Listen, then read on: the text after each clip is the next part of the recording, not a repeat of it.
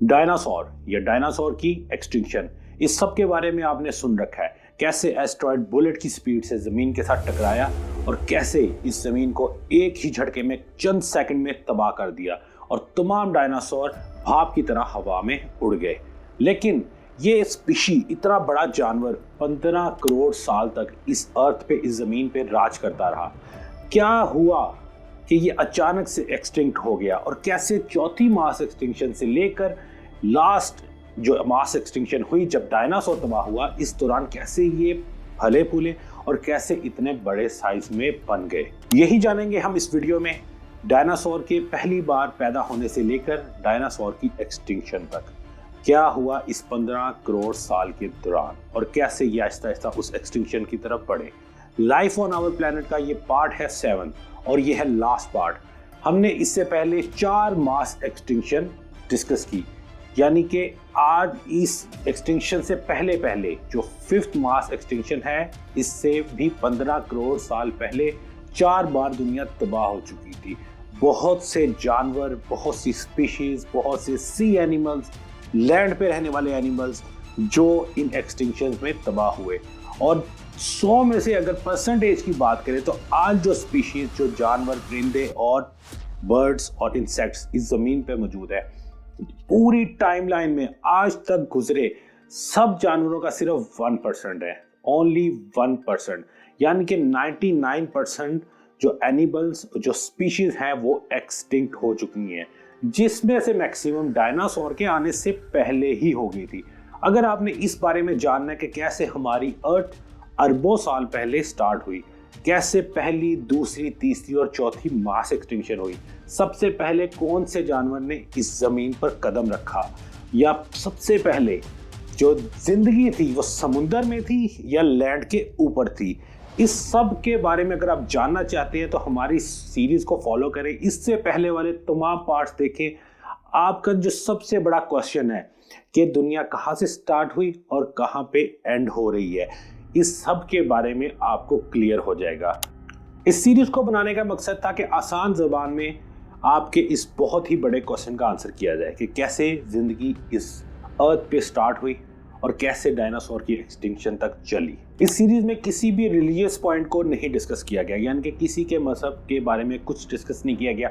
सिर्फ कुछ साइंटिफिक जो रिसर्चेज हैं आज तक दुनिया में की गई, जो सॉइल रिसर्च, जो पत्थरों के अंदर की जो मैपिंग करके जो देखा गया कि कैसे कैसे कितनी बार किस इवेंट पे कैसे दुनिया एक्सटिंक्ट हुई, सिर्फ उन्हीं को डिस्कस किया गया है। तो इस सीरीज को लाजमी आप फॉलो करें और अगर आपने इस चैनल को सब्सक्राइब नहीं किया, इस चैनल को लाजमी सब्सक्राइब करें, क्योंकि इस तरह की बहुत सी वीडियो कमिंग फ्यूचर में आने वाली हैं, बहुत ही इंफॉर्मेटिव और आसान अल्फाज में, बहुत ही आसान अल्फाज में। लास्ट वीडियो में हमने देखा ट्रायसिक जुरासिक एक्सटिंक्शन को, कैसे दुनिया उस एक्सटिंक्शन में तबाह हुई, कैसे पेंजिया टूटना स्टार्ट हुआ। पेंजिया जो कि उस वक्त जितने 7 कॉन्टिनेंट्स आप इकट्ठे जो अलग अलग देख रहे हैं, ये उस वक्त इकट्ठे एक ही लैंड की सूरत में होते थे। जैसे ही इसने टूटना स्टार्ट किया, साथ ही यहाँ पे एक्सटिंक्शन इवेंट स्टार्ट हुआ और 4th मास एक्सटिंक्शन हुई और उसमें तकरीबन 75% तक स्पीशीज जो उस टाइम मौजूद थी वो मारी गई और सिर्फ 25% तक स्पीशीज बची।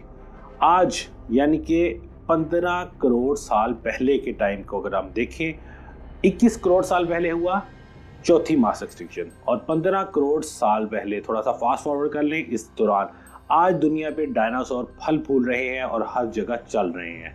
लेकिन इस 5 करोड़ साल में, तकरीबन 5 से 6 करोड़ साल में क्या ऐसा हुआ, कैसे ये जिंदगी की तरफ बढ़े और कैसे दुनिया के सबसे बड़े जानवर बन गए। ट्रायसिक जुरासिक एक्सटिंक्शन में जो 25% स्पीशीज बची, उनमें से रेप्टाइल की भी एक खास किस्म मौजूद थी जो खुद तो मारे गए, लेकिन उनके कुछ अंडे पीछे बच गए और इन अंडों से हमेशा की तरह एक बार फिर से एक छोटा सा रेप्टाइल पैदा हुआ। लेकिन इस बार कुछ डिफरेंट था, ये निकलते ही बहुत तेजी से चलने लग गया। पहले से तेज चलने की ताकत थी इसमें। इनकी जो लंग्स कैपेसिटी थी पहले से बहुत बेहतर हो चुकी थी। इन जितनी ज़्यादा लंग्स कैपेसिटी, उतनी स्पीड में ये भाग पाते और ये शिकार कर पाते। ना सिर्फ ये, और जब ये बड़े होना शुरू हुए तो ये बने आज तक के सबसे बड़े इस अर्थ पे रहने वाले जानवरों में से एक, यानी कि डायनासोर। और ये था जुरासिक पीरियड। अब वक्त है तकरीबन 15 करोड़ 20 साल पहले का। दुनिया में डायनासोर हर तरफ फैल चुके हैं और फल फूल रहे हैं और पहले से बेहतर होते जा रहे हैं। ऑक्सीजन आज के मुकाबले उस वक्त बहुत ज़्यादा मौजूद थी, जिस वजह से पेड़ पौधे इनके साइज भी बहुत बड़े थे और जितने जानवर उस टाइम फल फूल रहे थे उनकी ग्रोथ की जो स्पीड थी वो भी काफ़ी ज़्यादा थी। और उसकी वजह थी कि कोई पोल्यूशन नहीं था और ऑक्सीजन उस टाइम काफ़ी ज़्यादा मौजूद थी। उस वक्त अर्थ पे चल रहे जो सबसे बड़े साइज के डायनासोर थे उसमें से एक था डिप्लोडोकस, जिसकी लंबाई तकरीबन 25 मीटर्स 25 मीटर तक थी। और इसके अलावा जो इसके शिकारी थे उनमें से एक था एलोसोरस, जो कि उस टाइम इंतहाई तेज भागने वाला एक हंटर डायनासोर था और इसकी लंबाई थी तकरीबन 9 मीटर और कई टन के हिसाब से इसका वजन था। अब जब हम डिस्कस कर रहे हैं कि डायनासोर से के पैदा होने से लेके इसकी एक्सटिंक्शन के दौरान कैसे जिंदगी फली फूली, तो ना सिर्फ डायनासोर, उस वक्त मौजूद बाकी जानदार जिसमें पौधे, पेड़ पौधे, फूल और बहुत से इंसेक्ट्स भी मौजूद थे।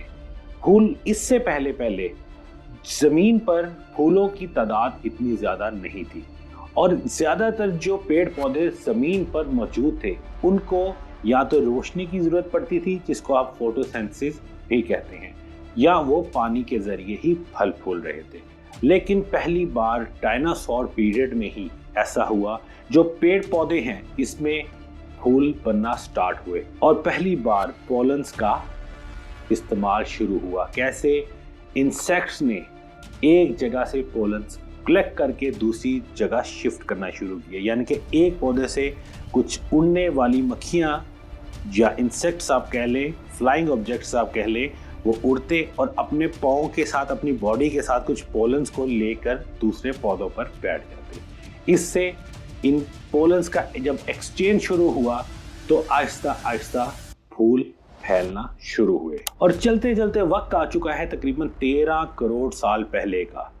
इस वक्त जमीन जहां पे सिर्फ हरे भरे पौधे ही मौजूद थे वो डिफरेंट कलर की नजर आना शुरू हुई।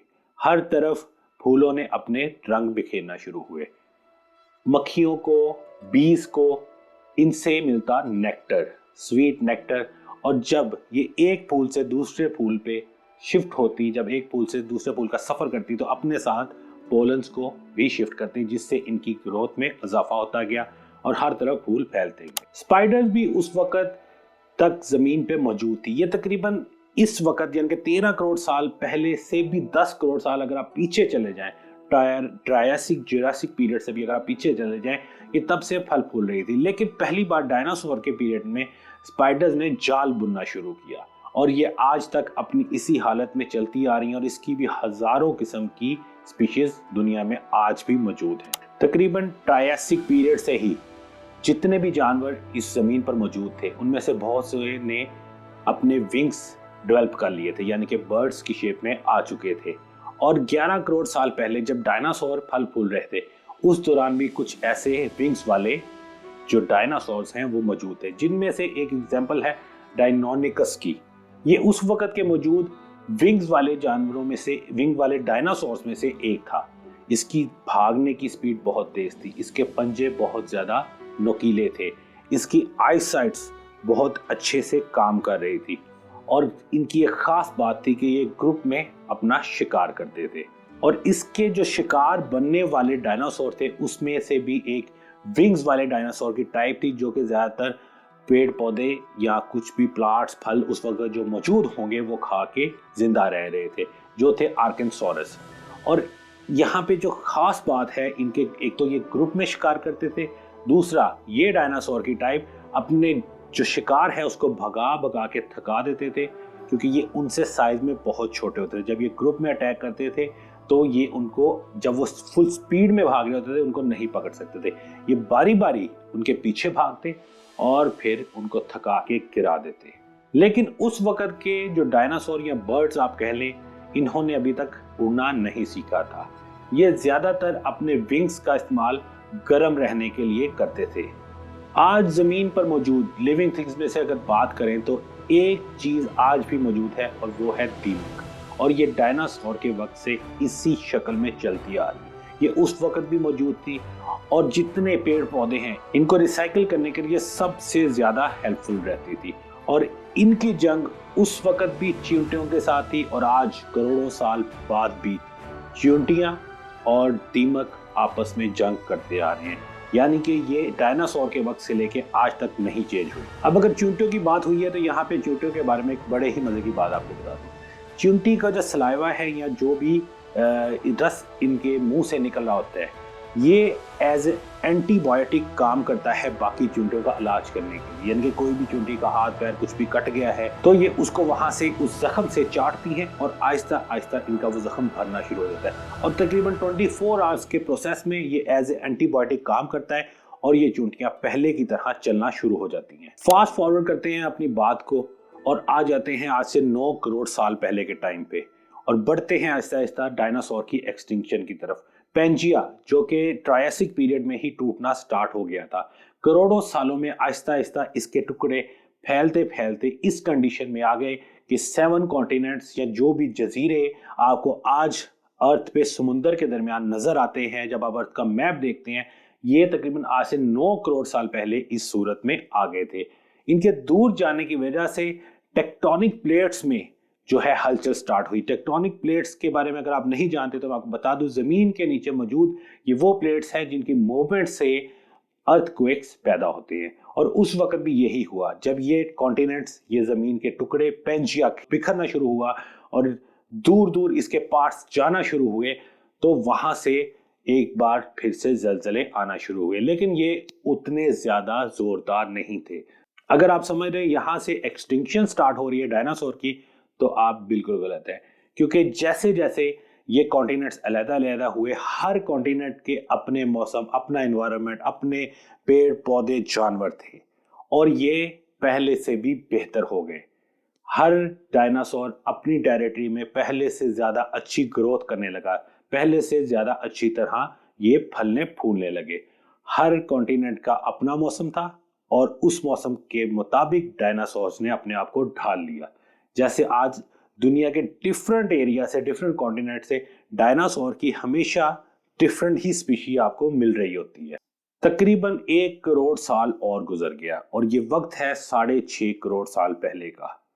डायनासोर आज तक की अपनी सबसे बेस्ट कंडीशन में है, सबसे ज्यादा ग्रो हो रहे हैं, सबसे ज्यादा खुशहाली है उनकी आबादी में।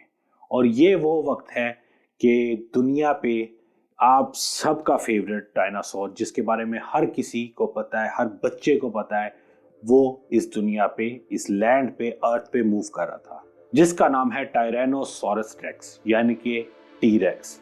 और ये था किंग उस वक्त के मौजूद सब डायनासोर्स का। ये कमाल का शिकारी था और तकरीबन 13 फुट लंबा और 9 टन वजनी था। बहुत ही नुकीले दांत और शिकार की कमाल की महारत। वक्त है तकरीबन 6 करोड़ 50 लाख साल पहले से लेकर 6 करोड़ 60 लाख साल के दरमियान का। हम जितना भी रिसर्च कर लें, एक प्रोबेबिलिटी, एक अंदाजा ही होता है कि इस वक्त के दौरान ये इवेंट हुआ होगा। और तकरीबन यही टाइम था 6.5 करोड़ साल पहले का, जब वो इवेंट हुआ जिसके बारे में हम डिस्कस कर रहे हैं इस वीडियो में। और ये स्टार्ट हुआ 6 करोड़ 60 लाख साल पहले। तकरीबन माउंट एवरेस्ट के साइज का एक एस्टेरॉयड आसमान से गोली की स्पीड पे उड़ता हुआ आता है और जमीन के साथ टकरा जाता है। एक अंदाजे के मुताबिक ये धमाका तकरीबन 1 अरब एटम बॉम्ब के धमाके जितना बड़ा था। कुछ ही सेकंड में थर्मल रेडिएशन का एक तूफान आता है और चंद सेकंड में तमाम डायनासोर को भाप की तरह हवा में उड़ा देता है। जमीन पर हर तरफ अर्थक्वेक स्टार्ट हो जाते हैं, हर तरफ स्टॉर्म्स यानी कि तूफान चल रहे हैं। जो मटेरियल हवा में उड़ा था इस धमाके से, वो जमीन की ग्रेविटेशनल फोर्स की वजह से वापस आग की बारिश की तरह आना शुरू होता है और जिस जानवर, जिस पौधे के ऊपर पड़ता जाता है उसको वहीं पे राख बनाता जाता है। अगर आप ग्रेविटेशनल फोर्स के बारे में जानना चाहते हैं तो अभी चंद ही दिन पहले मैंने इसके बारे में भी एक वीडियो बनाई है, तो उसका लिंक आपको आई बटन पे या डिस्क्रिप्शन में भी मिल जाएगा कि कैसे ग्रेविटेशनल फोर्स ने हमारे इन तमाम प्लैनेट्स को इस राउंड शेप में, यानी कि गोल गेंद की तरह के जितने प्लैनेट्स हैं, इनके इस शेप में आने के लिए सबसे बड़ा किरदार जो है वो ग्रेविटेशनल फोर्स ने ही अदा किया। यानी कि ज़मीन की जैसी जो ग्रेविटी है, इस फोर्स ने आज तक के तमाम प्लैनेट्स को इस शेप में लाने के लिए, इनको गोल बनाने के लिए सबसे बड़ा किरदार अदा किया। वापस आते हैं अपने इस एक्सटिंक्शन इवेंट की तरफ। हवा में उड़ा हुआ मटेरियल जैसे ही जमीन के साथ वापस टकराता है तो जमीन एक जलती हुई हेल की तरह नजर आने लगती है, यानी कि हर तरफ आग ही आग लगी है और आपको किसी जहन्नुम जैसा नज़ारा यहाँ पे देखने को मिलता। तमाम के तमाम डायनासोर्स एक्सटिंक्ट हो गए और ये था हमारा क्रिटेशियस टेरिटरी एक्सटिंक्शन। अगर कोई भी इंफॉर्मेशन मैं मिस कर गया हूँ तो उसके बारे में आप कमेंट्स में लाजमी बताएं, उससे मेरी भी रहनुमाई होगी, मुझे भी हेल्प होगी, क्योंकि इस सीरीज़ को बनाते हुए बहुत सी ऐसी चीज़ें हैं जो मैंने भी स्टडी की, मुझे भी पहली बार पता चली। अभी मैं मिलूँगा आपसे एक मज़ीद इंटरेस्टिंग वीडियो में और एक नए टॉपिक के साथ। और अगर आपने इस चैनल को सब्सक्राइब नहीं किया तो आपको बता दूं कि अभी तो इन वीडियोस का सिलसिला शुरू ही हुआ है। ऐसी बहुत सी इंटरेस्टिंग वीडियो आसान ज़ुबान में आपके लिए लेके आएंगे, तो सब्सक्राइब जरूर करें। बेल आइकन पे क्लिक करने के बाद ऑल पे जरूर क्लिक किया करें ताकि जैसे ही हमारी कोई नई वीडियो रिलीज हो साथ ही आपको उसका नोटिफिकेशन मिल जाए। अभी मैं मिलता हूं आपसे नई वीडियो में। Thank you for watching this video.